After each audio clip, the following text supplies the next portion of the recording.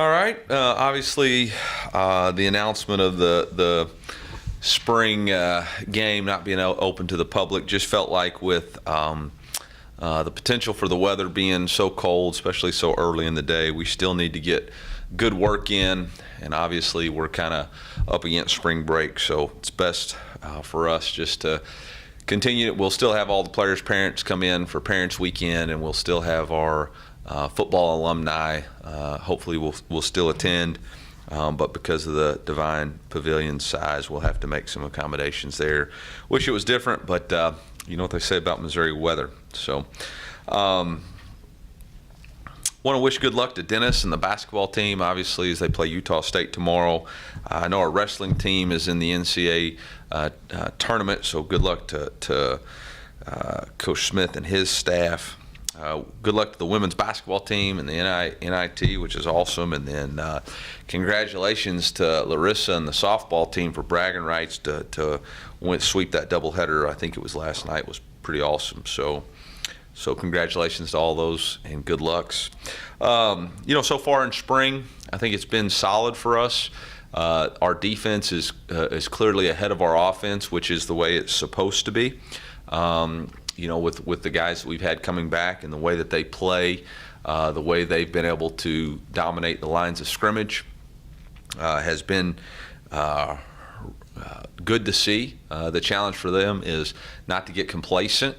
In a couple of competitions, they've come up on the wrong end of the day, and the competition was the last part of the day, and they've been dominating the whole time, and then the last part they let up. And so we've got to learn to play through and continue to be dominant the entire time.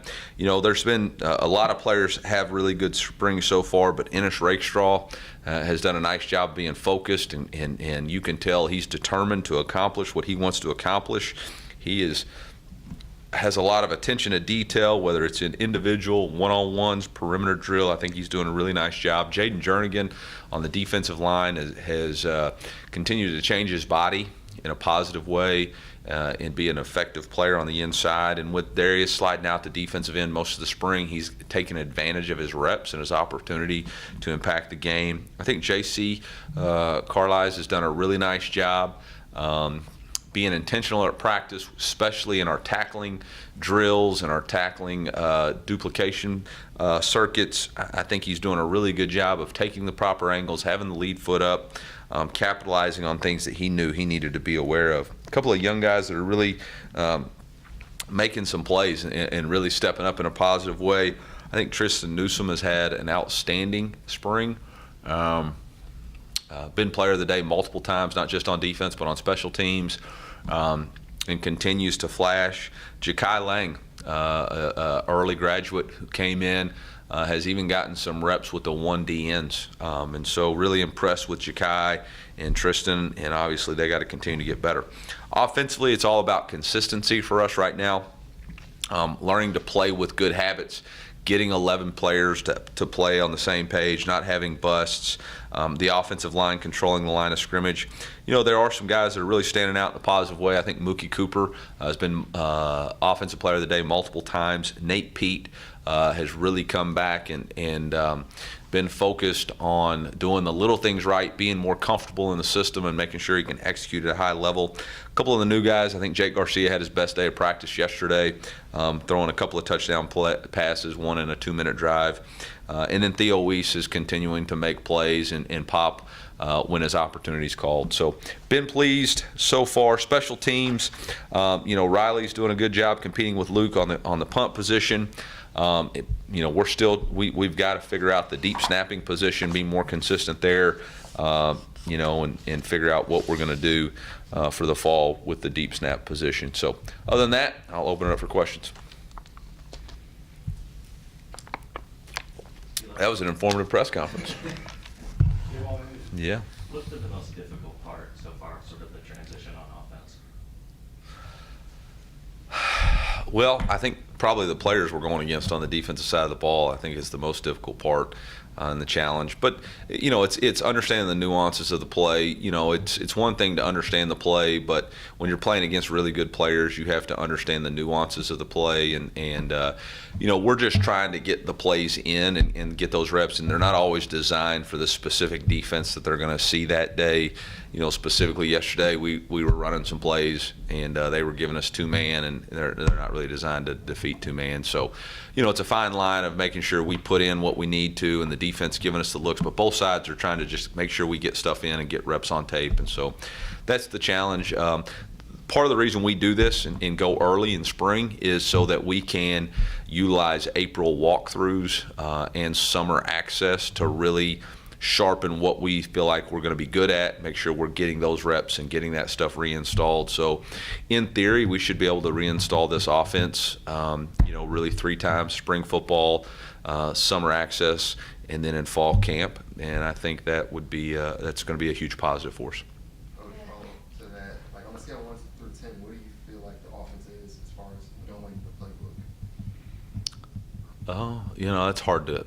It's kind of hard to know. I mean, there's different people on different levels of what they're trying to do. Like I don't. I was going to say an early enrollee.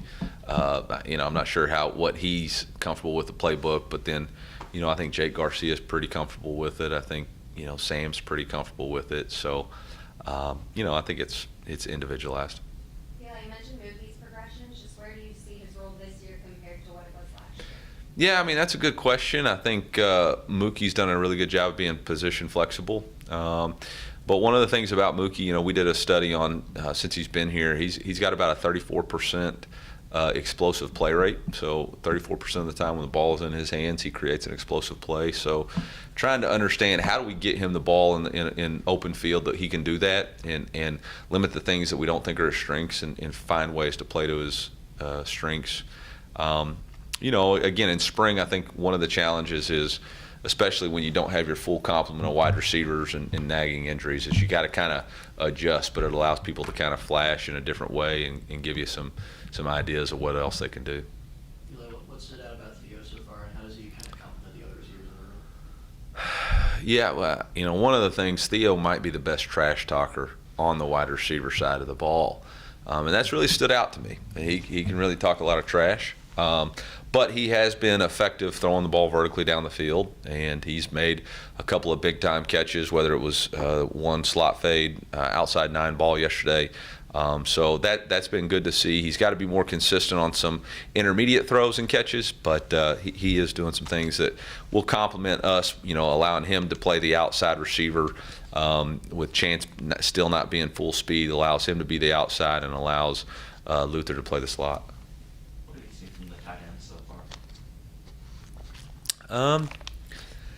I think they're trying, but we got to be more physical at the point of attack. We got to be more consistent catching the football. To go back to the spring week game real quick, was Yeah. there any consideration to move the date, or too many extraneous factors to do that? Well, when you look at the calendar and March weather, right? So Saturday, obviously Friday and Saturday are going to be pretty cold. I don't think anybody wants to play it on the Sabbath. So that was out. You could slide it back a week, but we got spring break next Saturday, and I didn't think the fan attendance would be all that good, nor did I think our player attendance would be all that good. And being this close to the game with parents already coming, I didn't feel like it was fair to them. Last year we drafted, and that was something we had planned to do, but as I started looking at the roster on Tuesday, we've only got 4 offensive tackles that have practiced all spring, and I don't think that's a situation where we want Javon Foster taking that many snaps in a spring game. And we have kind of the same thing at several other positions. The safety position right now, with a couple of injuries that aren't long-term or serious, but going to keep them out this week. We weren't going to be able to divide up the teams the way that we wanted to in order to create the game-like atmosphere for the fans. I've done an open practice before at spring, and I got booed pretty heavily by it, so I didn't want to do that. I think if the fans come, they want to see the game aspect. So when you started adding all those things together, at the end of the day, the most important thing is for our team to get better for Saturday's practice. And being selfish, it was like, okay, I've got to make a decision that's best for our team and our players, and I hope everybody can understand that. Where's Sam Horn at right now as far as throwing, and what's his status for the spring game?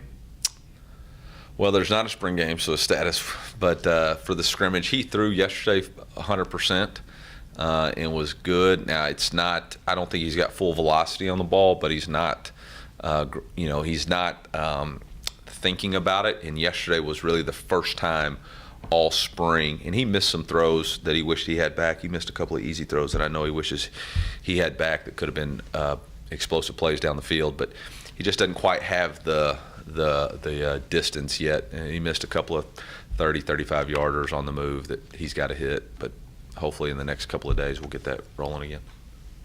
Well, since there's not a spring game, I guess, filling in the beat, what were some people that you were really excited to see, in that atmosphere, in that environment, just kind of such a big guy in live action? I'm not going to go with my smart aleck answer there. There's a lot of guys that I'm excited to see, right? We need to see Sam Horn extended. We need to see Jake Garcia extended. Dylan Leibel's had a good spring. He's played a lot of football. I should have said it.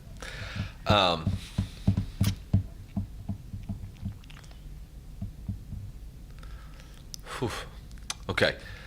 I think continuing to see Johnny Walker progress, that's a guy that's also stood out really positive for us in the defensive end position, and a guy that has played really well. So to continue to see those matchups against the tackles, I think Armand at the guard position, just seeing him playing in a game, and we've done a lot of play it periods, so we've been able to see some of that stuff.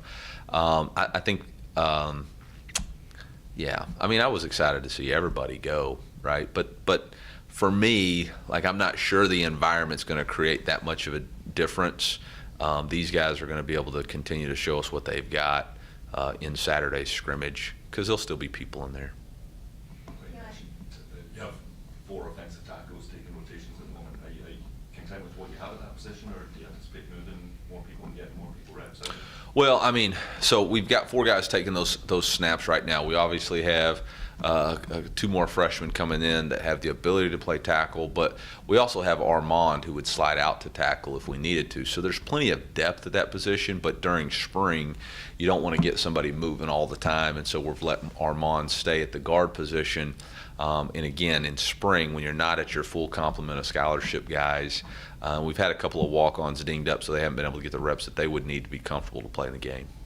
Yeah, usually headed into the spring, you're expecting to see a lot from the new guys, seeing what they can do. But you mentioned just Nate Pete, a little bit of the progressions that he's had. Just what have you seen from him so far?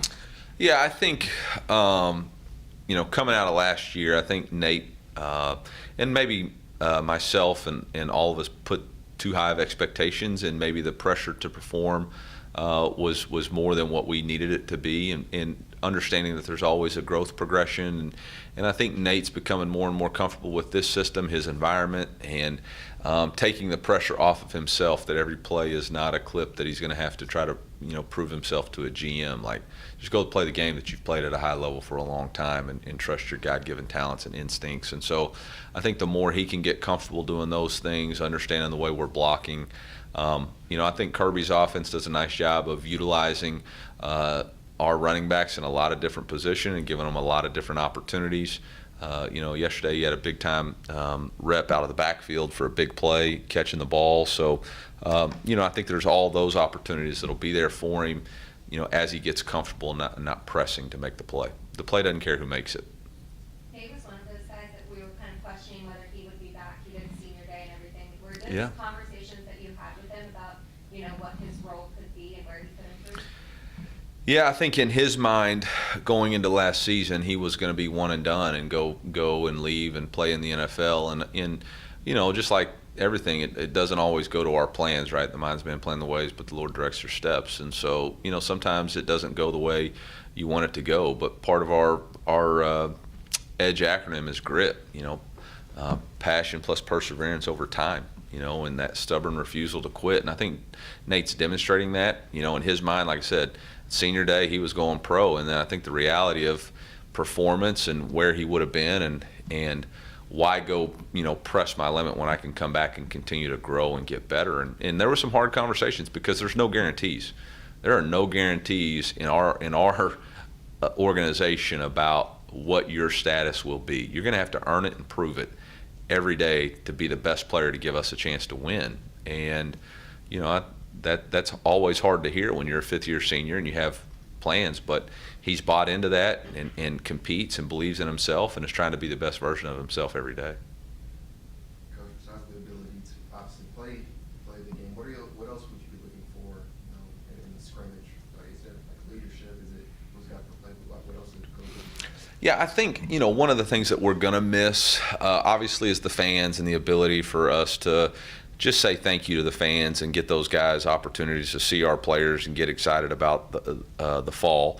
We're going to recreate that with, last year we didn't quite do as much, but we'll have an open scrimmage in August. And I know we're still going to do a merchandise tent sale sometime in April and have a fan day for those guys then. But it's that you're on the stage and there's nobody else helping. And I think sometimes when you get into scrimmages, specifically in the indoor, you can hear your coach, and your coach can give you those, watch the blitz or widen out a little bit or, change the front when we mess it up. When you're out on that stage in the field in Faroe, you don't get all that. You kind of get exposed for what you really know and really can do. The other thing is, live. We would have been live. I don't believe in going live in the indoor. I just don't think it's conducive because of the size, and I think it's putting our players at jeopardy. And again, our job is to protect our players, and so I wouldn't do that. If the new one was ready, it's disappointing that originally it's supposed to be open in January, but got delayed just because of steel. So now we're waiting until June. Had it been open, I think we could have managed a way to get the fans in there. So hopefully this won't be an issue next year. We could still have gotten the fans in there if we have to adjust next year. Do they have Connor, Benzie, Drake look kind of battling for that center position? Yeah, we got to improve. Quite honestly, we haven't been consistent enough snapping the football. We're consistent enough playing physical behind our pads with the correct pad level. So that's a position that we've got to even be open to moving other guys around to see who else can snap, because there's an old adage in baseball that I think applies to football. You're only as good as you are up the middle, and you got to be strong up the middle to be effective. And on offense, that's going to go with your center, your quarterback. On defense, it's your D tackles, middle linebacker, and free safety. And right now, that's a position that's got to continue to improve. We got to get our weight up. We got to play more physical, and we got to match the intensity of what it's going to take to play in the SEC. And we don't have that right now. I was a bit concerned about Connor's size and weight last season. Is that still? Yeah, I'm going to just defer back to that answer. Take from it what you will.